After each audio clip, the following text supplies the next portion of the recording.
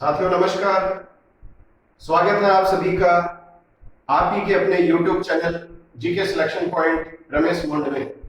साथियों, आज भारतीय राज्यव्यवस्था का भाग 5 में आपके सामने लेकर आया हूं और इस भाग 5 में मैं आपके सामने डॉक्टर एपीजे अब्दुल कलाम महान शख्सियत का संपूर्ण जीवन परिचय और उससे संबंधित जितने भी महत्वपूर्ण परीक्षा में आने वाले प्रश्न बनते हैं उन सब की चर्चा आपके सामने करूंगा। और मेरे सामने जो सबसे बड़ा जो प्रश्न आ रहा है पिछले 2-3 दिन से वो यही आ रहा है प्रतियोगी परीक्षाओं की तैयारी करने वाले विद्यार्थियों का कि सर आप एक संपूर्ण video doctor APJ Abdul Kalam के जीवन से संबंधित बनाइए जिसमें हमें सभी परीक्षा उपयोगी तथ्यों की जानकारी संपूर्ण रूप से प्राप्त हो सके। तो उन्हीं प्रतियोगी भाइयों और बहनों और कक्षा 8 से 12 के विद्यार्थियों की मांग को पूर्ण करते हुए मैं आज आपके सामने डॉक्टर एपीजे अब्दुल कलाम के संदर्भ में संपूर्ण जीवन परिचय से संबंधित जानकारियां देने आपके समक्ष प्रस्तुत हुआ हूं। तो साथियों, शुरुआत करते हैं डॉक्टर एपीजे अब्दुल कलाम की।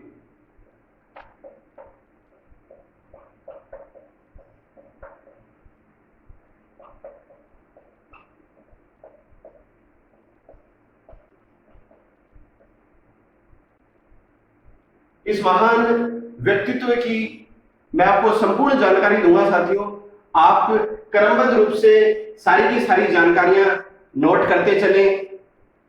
सबसे पहले देखिए डॉक्टर एपीजे अब्दुल कलाम।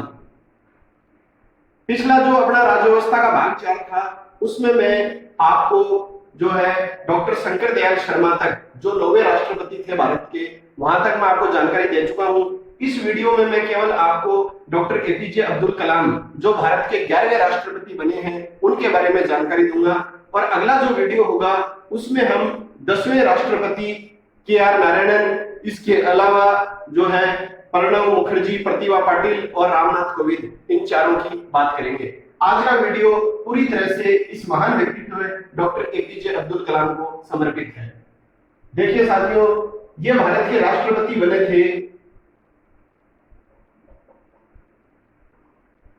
25 जुलाई 2002 से 25 जुलाई 2007 तक।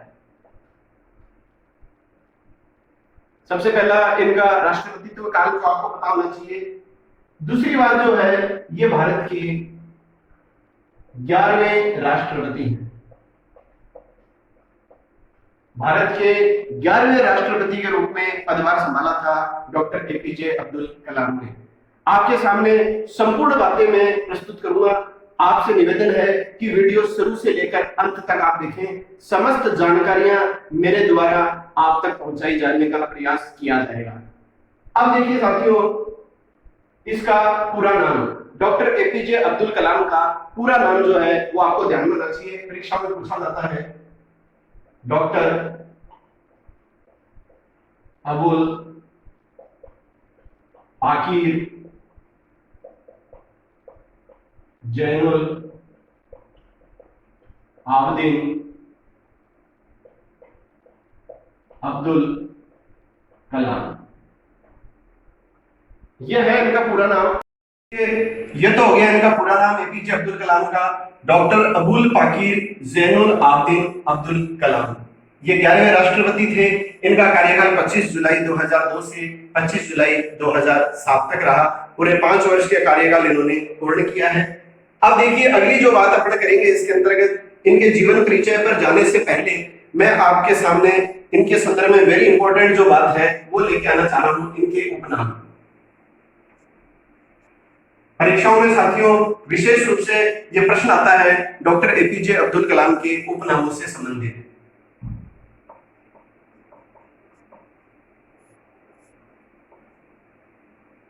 तो उपनामों में इनका नाम आता है मिसाइल मैन ऑफ इंडिया। एक बार मैं सारे के सारे उपनाम आपके सामने लिख देता हूं। सारे के सारे उपनाम मैं आपको बता रहा हूं, इनसे बाहर कोई उपनाम नहीं आएगा। जनता के राष्ट्रपति इन्हें कहा जाता है। मिसाइल मैन ऑफ इंडिया, जनता के राष्ट्रपति, दूसरे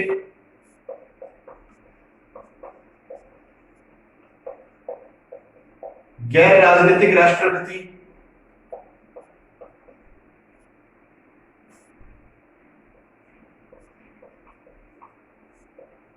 स्वप्न दृष्टा, यह भी इनका उपनाम है, स्वप्न दृष्टा।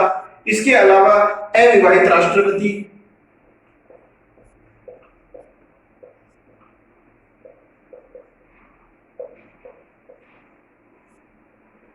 एक इनका उपनाम है scientific man, scientific man of India. तो ये जो उपनाम है ये साथियों आपको विशेष रूप से ध्यान में रखने हैं। इसमें सबसे इंपॉर्टेंट जो परीक्षा में पूछा जाता है वो है missile man of India. Missile man of India के नाम से जाने जाते हैं doctor APJ Abdul Kalam. Missile man of India इनको क्यों कहा जाता है? क्योंकि इन्हीं के निर्देशन में जो है अग्नि, पृथ्वी, नाग आदि मिसाइलों का सफल परीक्षण संपन्न हुआ है। इन्हीं के निर्देशन में जो है वो मई 1998 में पोखरण में दूसरा भूमिगत जो है न्यूक्लियर परीक्षण संपन्न हुआ है। और इन्हीं के निर्देशन में जो है वर्ष 1998 में भारत ने रूस के सहयोग से दुनिया की सबसे तेज गति से चलने वाली ब्रह्मोस मिसाइल का सफल परीक्षण किया था। तो इनको इसी वजह से मिसाइल मैन ऑफ इंडिया के नाम से जाना जाता है। अगला है जनता के राष्ट्रपति। तो जनता के राष्ट्रपति तो सभी हैं। जो व्यक्ति राष्ट्रपति पद पर आसीन है वो जनता के द्वारा अप्रत्यक्ष रूप से चुना गया है, जनता के चुने हुए प्रतिनिधियों ने उसे चुना है। तो जनता के राष्ट्रपति तो सभी हैं। तो इनके लिए विशेष रूप से जनता के राष्ट्रपति जो उपनाम है उसका प्रयोग क्यों किया गया साथियों? तो वो किया गया है इनके सरल स्वभाव की वजह से। इसके पीछे एक छोटा सा किस्सा है जो मैं आपके साथ शेयर करना चाहता हूं कि जब ये राष्ट्रपति पद पर आसीन हो गए थे तो इनके रामेश्वरम के धनुषकोंडी गांव के ही कुछ व्यक्ति इनसे राष्ट्रपति भवन में मिलने गए और इन्होंने अपने राष्ट्रपति वेतन से जो है इन सब के लिए भोज और उनके घूमने की व्यवस्था की थी। तो संपूर्ण जो खर्चा है वो राष्ट्रपति भवन पर न डालकर इन्होंने अपने रिश्तेदारों को संपूर्ण सुविधाएं जो उपलब्ध कराई वो अपने निजी वेतन से करवाई और जनता के बीच जो है ये जाना बहुत ही सहज महसूस करते थे। तो इनको विशेष रूप से कहा जाता है जनता के राष्ट्रपति। इसके अलावा साथियों है दूसरे गैर राजनीतिक राष्ट्रपति। तो मैंने आपको पहले बताया था कि भारत के प्रथम गैर राजनीतिक राष्ट्रपति जो थे वो थे डॉक्टर सर्वपल्ली राधाकृष्णन, जो एक उत्कृष्ट शिक्षक थे जिनकी स्मृति में हम 5 सितंबर को शिक्षक दिवस मनाते हैं। इसके पश्चात दूसरे जो गैर राजनीतिक राष्ट्रपति हुए हैं वो हुए डॉक्टर एपीजे अब्दुल कलाम। क्योंकि इनका भी कोई राजनीतिक बैकग्राउंड नहीं है, ये एक गरीब परिवार में पैदा हुए थे और किस तरह से गरीब परिवार में संघर्ष करते हुए इन्होंने एक सबसे बड़ा संवैधानिक पद राष्ट्राध्यक्ष का प्राप्त किया, ये हम जानेंगे कुछ देर बाद में। यहाँ उपनामों की बात हो रही है तो दूसरे गैर राजनीतिक राष्ट्रपति हैं डॉक्टर एपीजे अब्दुल कलाम। इसके अलावा इनका उपनाम है स्वप्न दृष्टा। ये एक ऐसा स्वप्न देखते थे कि भारत जो है वो दुनिया के उन्नत अंतरिक्ष अनुसंधान वाले देशों में शामिल हो जाए।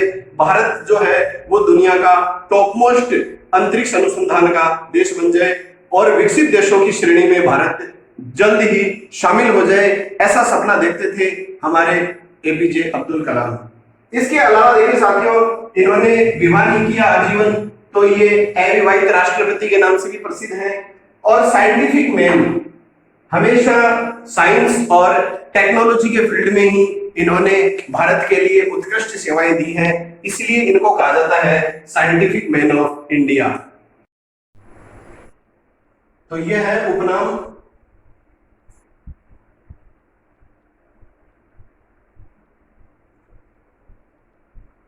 साथियों वीडियो आप शुरू से एंड तक देखें पूरी, और पूरी वीडियो देखने के पश्चात आप निष्कर्ष निकालें कि आपने इस वीडियो के माध्यम से डॉक्टर एपीजे अब्दुल कलाम के बारे में अधिकांश बातों को जाना या नहीं जाना। अब देखिए साथियों इसके बाद में अपन बात करेंगे एपीजे अब्दुल कलाम के द्वारा लिखी गई पुस्तकों की।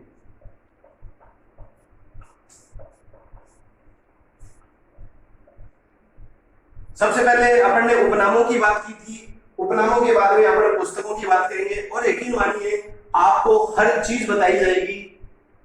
बस आप बने रहे वीडियो पे, क्योंकि अपना जो उद्देश्य है वो डॉक्टर एपीजे अब्दुल कलाम के संदर्भ में संपूर्ण जानकारियां प्राप्त करते हुए प्रतियोगी परीक्षाओं में जो प्रश्न आते हैं वो आपका जो है गलत नहीं हो। यही है इस वीडियो का अंतिम उद्देश्य कि प्रतियोगी परीक्षा में कोई भी प्रश्न अगर एपीजे अब्दुल कलाम से संबंधित आ जाए तो वो आपका गलत नहीं हो। अब देखिए, किताबों की अगर अपन बात करें तो एपीजे अब्दुल कलाम के द्वारा जो है बहुत सारी किताबें लिखी गई है।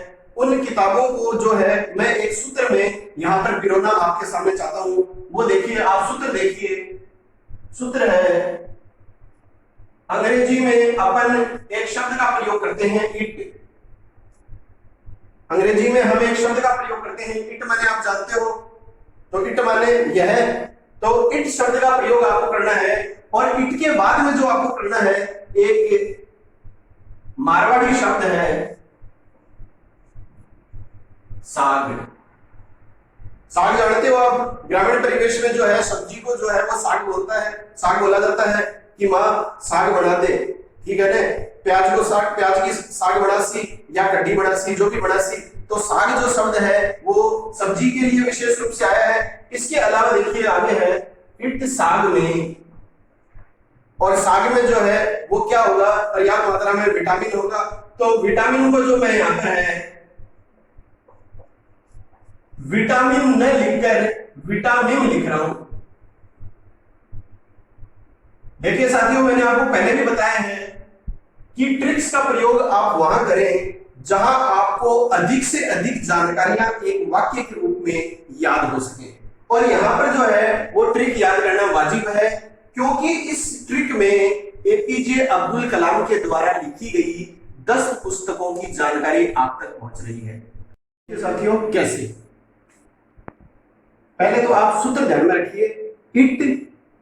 अब देखिए, इसको आप हिंदी में भी ले सकते हो। आपको जैसे अलग सा लग रहा है ना, तो इसको आप हिंदी में भी लिख सकते हैं ई और ट, इट। इट को हिंदी में अपन इट लिखते हैं ना, तो इट साग में विटामिन, विटामिन नहीं विटामिन। अब देखिए साथियों, आई जो है इससे पुस्तक का नाम बनता है इग्निटेड माइंड्स। इससे चालू होता है इग्निटेड माइंड्स, वेरी इंपॉर्टेंट है परीक्षा की दृष्टि से। एक आई से बनता है इंडिया 2020, इंडिया 2020। ये दोनों पुस्तकें जो है वो आई लेटर के अंदर समाहित है। टी से जो बनती है पुस्तक वो है टर्निंग पॉइंट। टर्निंग पॉइंट जो पुस्तक है वो बन गई टी से। तो इट के अंतर्गत जो है वो 3 पुस्तकें हमने पढ़ ली। आई से इग्निटेड माइंड्स, इंडिया 2020, इसके अलावा टी से हो गया टर्निंग पॉइंट। अब देखिए साथियों, सा से क्या बनेगा, scientist to president.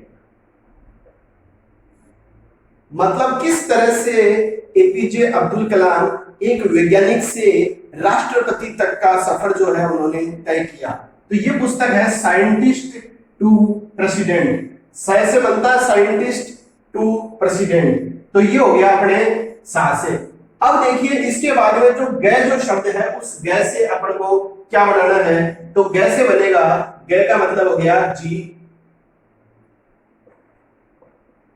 Guiding souls. Guiding souls, ये हो गया गाइडिंग सोल्स। तो कितनी पुस्तकें होगी, आई से इग्निटेड माइंड, इंडिया 2020, टी से टर्निंग पॉइंट, सा से हो गया साइंटिस्ट टू प्रेसिडेंट, ग से हो गया गाइडिंग सोल्स। अब देखिए मे आया है, मे शब्द से क्या बनेगा, इस मे से बन जाएगा मेरे सपनों का भारत। मे से बन गया मेरे सपनों का भारत। तो ये पुस्तक बन गई। अब शब्द बन गया, बच गया विटामिन। तो देखिए विटामिन के बारे में अपन बात करते हैं यहां पर।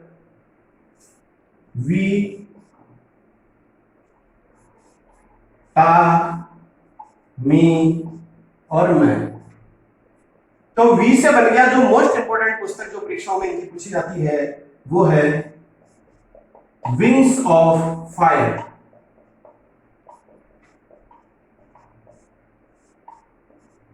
सारी चीजें आप लिखते चले, वीडियो को पॉज कर लें, एक बार पूरे वीडियो को अच्छी तरह देख लें, उसके बाद में वीडियो को पॉज करके आप ये सारी जानकारियां उतार सकते हैं साथियों, अपने स्वयं के नोट्स बना सकते हैं, इससे बाहर प्रश्न नहीं बनेगा। अब देखिए वी से है विंग्स ऑफ फायर। अब अगला आ गया टा।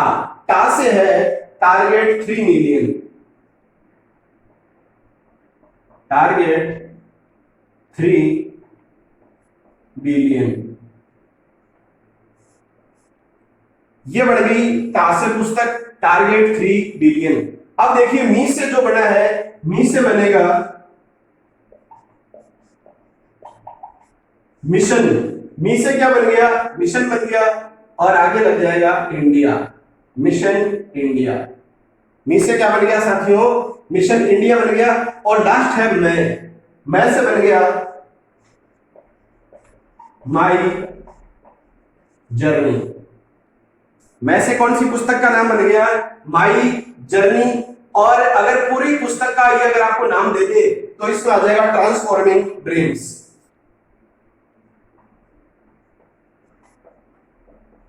ट्रांसफॉर्मिंग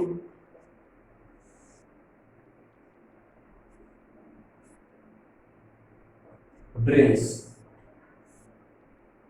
ये देखिए साथियों, सारी की सारी जो पुस्तकें हैं जो इनकी, वो इस सूत्र में पूरी हो चुकी हैं। तो एक बार दोबारा देख लीजिए आप अच्छी तरह। इट साग में विटामिन। आई से क्या बन गया साथियों, इग्निटेड माइंड्स, पहली पुस्तक। दूसरा आई से बना इंडिया 2020। टी से क्या बना, टर्निंग पॉइंट। तो 3 बन गए इट से। सा से बन गया साइंटिस्ट टू प्रेसिडेंट। गै से क्या बन गया, गाइडिंग सॉल्व्स। 5 पुस्तकें। में से बन गया मेरे सपनों का भारत। और विटामिन में पहला जो वी है उससे बना है, मोस्ट इंपोर्टेंट बुक है विंग्स ऑफ फायर। टा से बन गया टारगेट 3 बिलियन। मी से बन गया मिशन इंडिया। और मैं से बन गया माई जर्नी ट्रांसफॉर्मिंग ड्रीम्स। तो ये पुस्तकें आपको विशेष रूप से ध्यान में रखनी है। मोस्ट इंपोर्टेंट जो परीक्षाओं में आती है वो मैं आपको बता देता हूं। Wings of fire very important है। इसके अलावा इग्निटेड माइंड्स परीक्षाओं में पूछा जा चुका है। इंडिया 2020 आता है। और टर्निंग पॉइंट। ये जो 4-5 पुस्तकें हैं ये कई बार परीक्षाओं में पूछी जा सकती हैं। और इसमें आपको एपीजे अब्दुल कलाम की दे देगा 3 पुस्तकें, एक दे देगा अलग पुस्तक। तो इतनी पुस्तकें मैंने आपको बता दी है कि आपका ये प्रश्न किसी भी हाल में गलत नहीं होगा। अब देखिए साथियों, इसके बाद में अगर अपन बात करें तो इनके द्वारा जो है एक पोएम भी लिखी गई है, वो भी आपको पुस्तक के रूप में पूछी जा सकती है। हालांकि वो पुस्तक नहीं है, ये कविता है, पोएम है, जिसका नाम था the life tree. The life tree, ये इनके द्वारा लिखी हुई है कविता। ये आपको ध्यान में रखना है, द लाइफ ट्री। अगर आपको ये भी दे दे तो इसको पुस्तक के रूप में पूछ ले तो भी कोई दिक्कत नहीं है। आप एपीजे अब्दुल कलाम के द्वारा रचित रचना इसको बताएंगे। हालांकि ये पुस्तक नहीं थी, ये एक पोएम थी, कविता थी। अब देखिए साथियों, इसके बाद में उपनामों की अपन ने बात कर ली। हमने एपीजे अब्दुल कलाम के द्वारा लिखी गई पुस्तकों की बात कर ली। मात्र एक छोटे से सूत्र में, इट साग में विटामिन। इससे आपको सारी की सारी 10 पुस्तकें याद हो जाएंगी। एक बार आप अच्छी तरह 10 की 10 पुस्तकों का स्मरण कर लेना, फिर आप कभी इनकी पुस्तकें नहीं भूलेंगे। अब देखिए इनको कौन कौन से अवार्ड मिले, पुरस्कार मिले, उनकी बातें अपन करेंगे।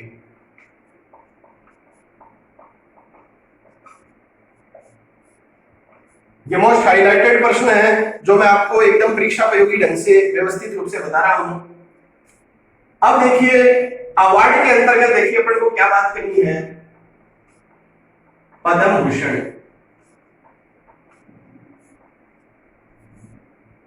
3 पद्म अलंकरण दिए जाते हैं भारत सरकार के द्वारा। सबसे ऊपर होता है पद्म विभूषण, उसके बाद में होता है पद्म भूषण और सबसे नीचे होता है पद्मश्री।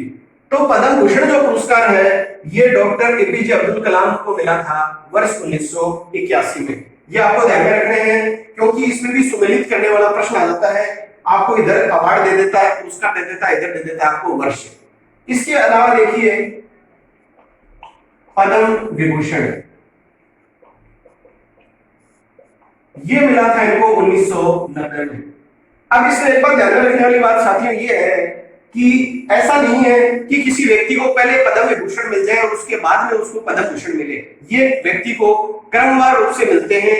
अगर किसी व्यक्ति को पहले पद्मश्री मिल चुका है तो उसको आगे पद्म भूषण और पद्म विभूषण मिल सकता है, पर जिस व्यक्ति को पद्म विभूषण से सम्मानित किया जा चुका है उसको आगे भविष्य में जो है पद्म भूषण और पद्मश्री से सम्मानित नहीं किया जाएगा।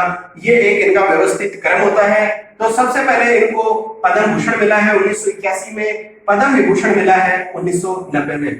तो एक परीक्षा में प्रश्न आया हुआ था कि डॉक्टर एपीजे अब्दुल कलाम को निम्नलिखित में से कौन सा सर्वोच्च पुरस्कार नहीं मिला है। तो उसमें ऑप्शन था पद्म विभूषण, पद्म भूषण, पद्मश्री और भारत रत्न। तो जाहिर सी बात है पद्मश्री से इन्हें सम्मानित नहीं किया गया है अभी तक। तो पद्म भूषण 1981 में और पद्म विभूषण है 1990 में। इसके अलावा देखिए मोस्ट इंपोर्टेंट है, पहले मैं आपको बता भी चुका हूं, भारत रत्न।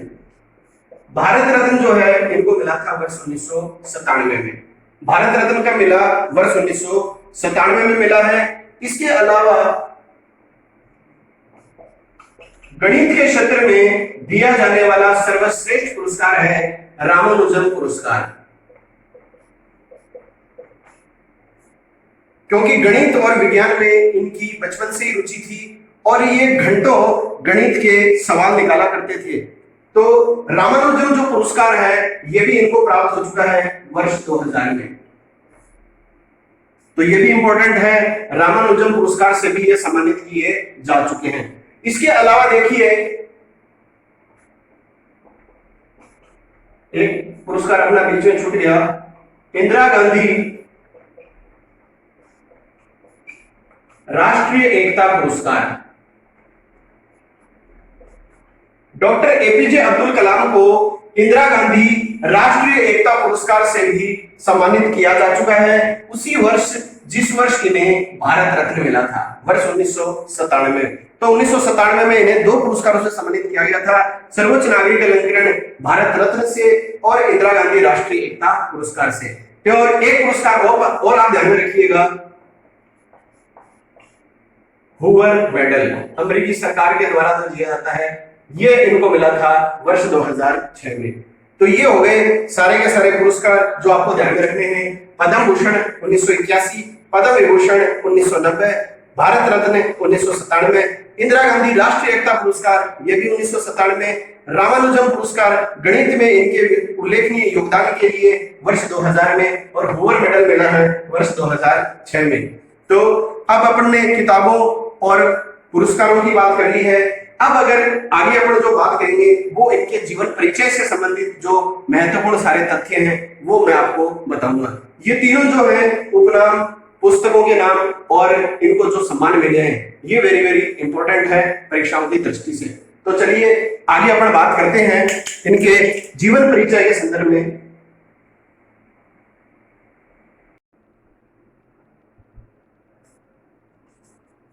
अब देखिए साथियों, अब अपन बात करेंगे इसके बाद में इनके जन्म की। डॉक्टर एपीजे अब्दुल कलाम का जन्म 15 अक्टूबर 1931 को हुआ था। यह है इनकी पूरे जन्म की तिथि। और किस स्थान पर हुआ था? तमिलनाडु के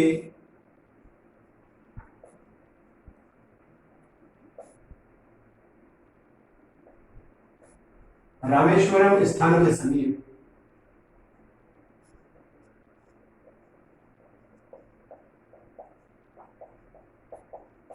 धनुषकोडी गांव में।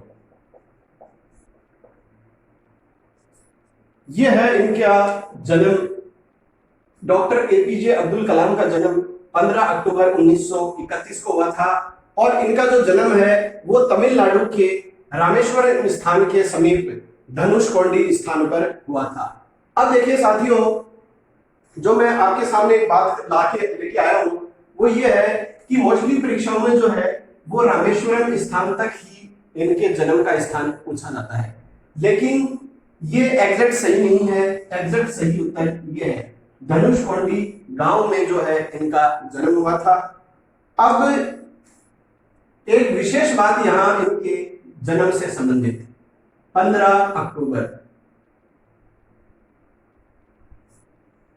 वर्ष था 2010। वर्ष 2010 में संयुक्त राष्ट्र के द्वारा, यूएन मतलब संयुक्त राष्ट्र, वर्ष 2010 में संयुक्त राष्ट्र के द्वारा विज्ञान तथा तकनीक में इनकी विशेष भूमिका या कह लीजिए विज्ञान तथा टेक्नोलॉजी में इनके उल्लेखनीय योगदान को देखते हुए संयुक्त राष्ट्र ने 2010 में 15 अक्टूबर को एक दिवस घोषित किया। उस दिवस के बारे में आपको विशेष रूप से ध्यान रखना है। वो दिवस है विश्व विद्यार्थी दिवस। वेरी इंपॉर्टेंट है। संयुक्त राष्ट्र के द्वारा वर्ष 2010 में डॉक्टर एपीजे अब्दुल कलाम के जन्म तिथि को किस दिवस के रूप में घोषित किया गया है? वेरी इंपॉर्टेंट प्रश्न है एग्जाम्स के लिए। तो विश्व विद्यार्थी दिवस। विश्व विद्यार्थी दिवस कब मनाया जाता है साथियों? ये मनाया जाता है प्रत्येक वर्ष 15 अक्टूबर को। ये बात आपको इसके अंतर्गत विशेष रूप से ध्यान में रखनी है। अब देखिए, इनका जो जन्म हुआ था साथियों, ये बहुत ही गरीब परिवार में इनका जन्म हुआ था। इनके पिता जो थे उनका नाम था जैनुल आबदीन, जो एक मस्जिद में इमाम थे तथा जिनके पास व्यवसाय के संदर्भ में एक किश्ती या नौका थी। और इसी किश्ती या नौका से जो है ये लोगों को रामेश्वरम से धनुषकोडी और धनुषकोडी से रामेश्वरम तक जल यात्रा करवाते थे। एक स्थान से दूसरे स्थान तक लोगों को छोड़ते थे और इसी से जो पैसा जो इनको अर्जित होता था, इससे एक पूरा परिवार चलता था। और परिवार चूंकि संयुक्त था इसलिए सदस्य बहुत थे और एपीजे अब्दुल कलाम को यहां तक कि आगे चलकर अपनी जो प्रारंभिक शिक्षा है वो अखबार बेचकर जो उन्हें पैसा मिला उससे उन्हें पूरी करनी पड़ी। तो ये स्थिति क्यों हुई? क्योंकि धनुषकोडी जो गांव है वहां जहां इनका जन्म हुआ और रामेश्वरम स्थान, तो ये दोनों जो है ये इंपॉर्टेंट स्थान है। अपने पौराणिक कथाओं के संदर्भ में भी आपने पढ़ा होगा। तो धनुषकोडी जो गांव है यहां से भारत से श्रीलंका को जाने वाला रास्ता है जिसे कहा जाता है आदम का पुल। तो धनुषकोडी जो स्थान है यहीं से भारत से श्रीलंका जाने वाला कौन सा रास्ता है? आदम का पुल है। तो जब रामेश्वरम स्थान पर, अब ये देखिए रामेश्वरम जो स्थान है साथियों यह है पंबन द्वीप पर स्थित। पंबन द्वीप पर स्थित है और आदम का जो पुल है जहां से भारत से श्रीलंका जाने वाला मार्ग गुजरता है वो है धनुषकोडी में। तो क्या हुआ, एपीजे अब्दुल कलाम के जन्म के कुछ ही वर्ष बाद में जो है रामेश्वरम स्थान पर जो है पंबन पुल का निर्माण हो गया। तो पंबन पुल का जब निर्माण हो गया तो लोगों को नौका की सहायता की आवश्यकता नहीं पड़ी। पुल के माध्यम से लोग एक स्थान से दूसरे स्थान पर जाने लगे। तो कहने का मतलब इनके जो पिता का जो व्यवसाय है वो जो है वो खत्म हो गया। जल की जो नौका थी वो पड़ी की पड़ी रह गई, उसका कोई उपयोग नहीं रहा। तो स्थिति इतनी विकराल हो गई कि डॉक्टर एपीजे अब्दुल कलाम को अखबार बेचकर अपनी प्रारंभिक शिक्षा की पूर्ति करनी पड़ी। अब देखिए साथियों, शुरू से ही जो है एपीजे अब्दुल कलाम जो है वो पढ़ने में एक साधारण दर्जे के विद्यार्थी रहे हैं, लेकिन अंक कम आने के बावजूद भी शिक्षकों के मुंह से हमेशा इनके लिए एक ही शब्द निकलता था कि ये बहुत ही लगनशील बालक है, बहुत ही मेहनती बालक है। और गणित के प्रति तो इनकी रुचि प्रारंभ से ही थी। एक कथा आती है सुनने में कि इन्हीं के धनुषकोडी के एक शिक्षक थे जिन्होंने ये कहा था कि मैं सुबह 4 से 4:30 बजे के बीच में ही 5 विद्यार्थियों को गणित पढ़ाऊंगा।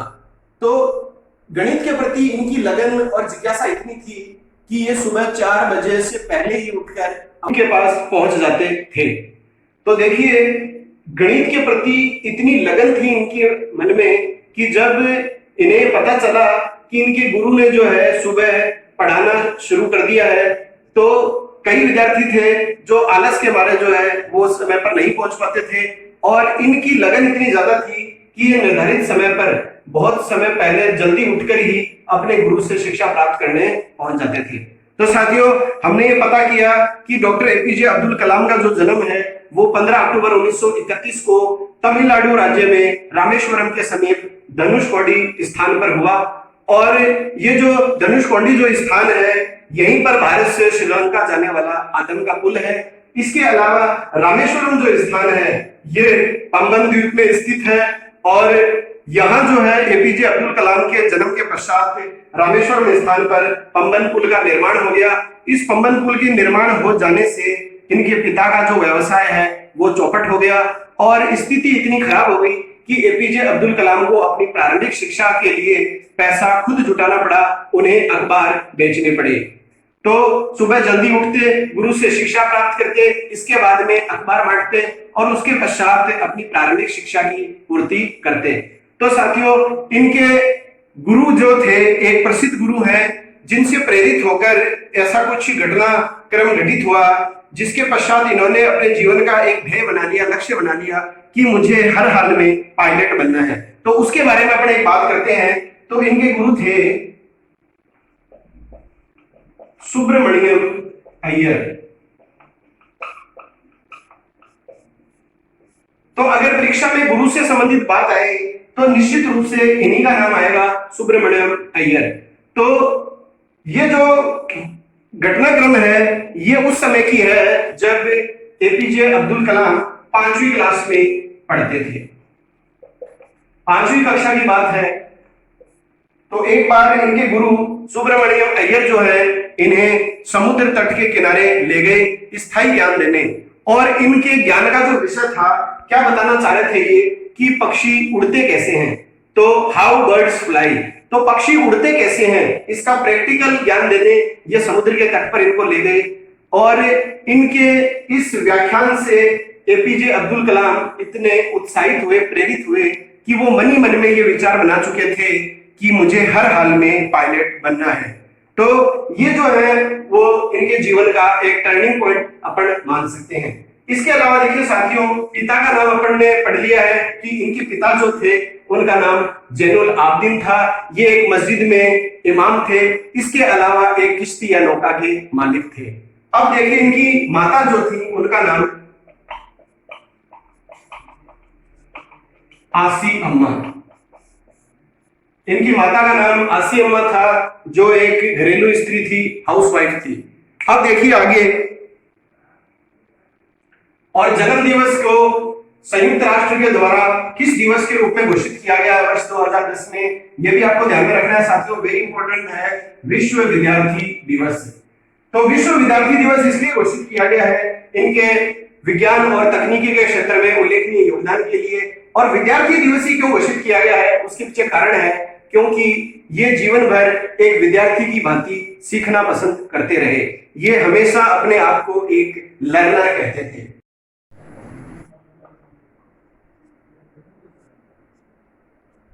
तो ये हमेशा जो है एक लर्नर रहे हैं, हमेशा इनमें जो है वो सीखने की प्रवृत्ति रही है।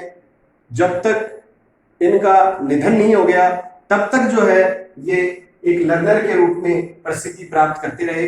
और इनका ये मानना था कि व्यक्ति कभी भी पूर्ण नहीं होता है, उसे आजीवन सीखते रहना चाहिए।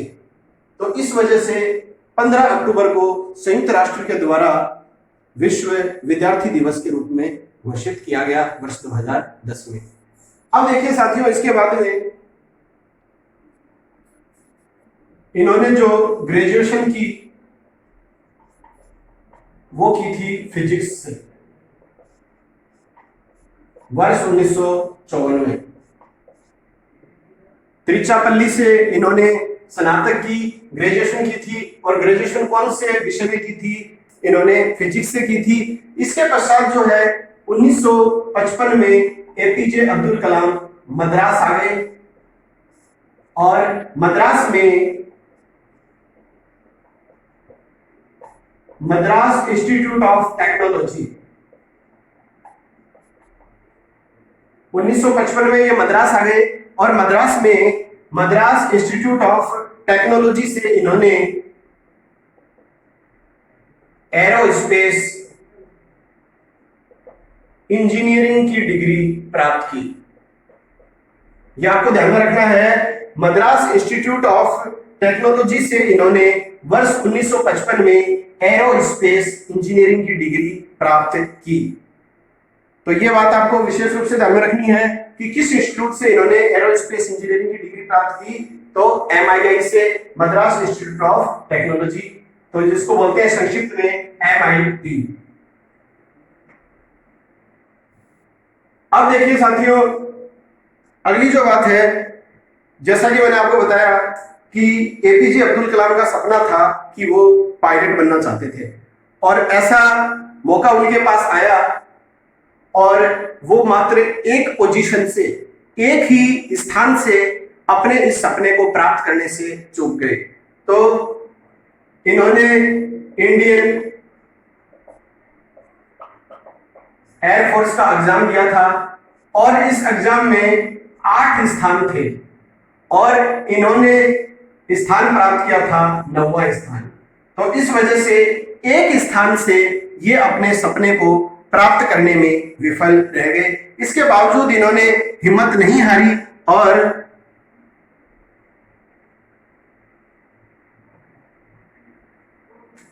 वर्ष 1969 में ये इसरो से जुड़े, जिसका पूरा नाम है इंडियन स्पेस रिसर्च ऑर्गेनाइजेशन, भारतीय अंतरिक्ष अनुसंधान संस्थान। तो इससे ये जुड़ गए और इसी संस्थान से जुड़ते हुए इन्होंने जो है वो SLV 3, जिसको कहा जाता है स्वदेश निर्मित प्रक्षेपास्त्र,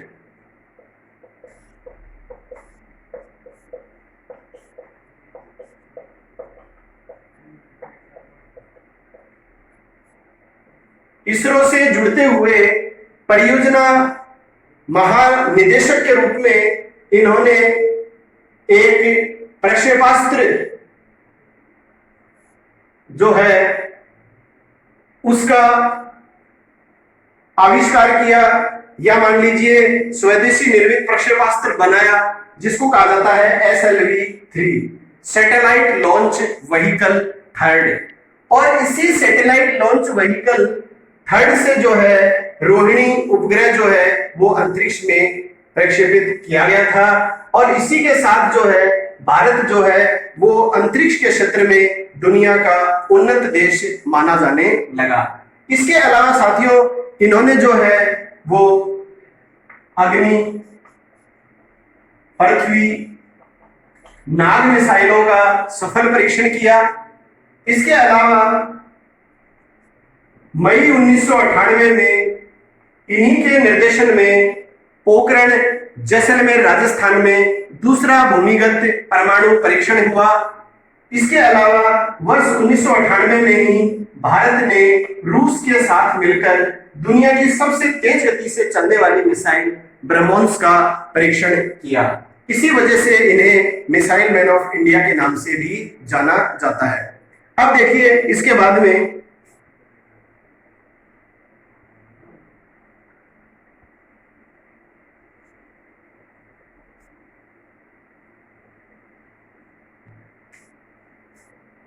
ये भारत सरकार के प्रमुख वैज्ञानिक सलाहकार भी रह चुके हैं। 1990 के दशक में डॉक्टर एपीजे अब्दुल कलाम भारत सरकार के प्रमुख वैज्ञानिक सलाहकार के रूप में भी कार्य कर चुके थे। अब देखिए, बात करते हैं अपन थोड़ा सा इनके राष्ट्रपति के संदर्भ में। तो देखिए,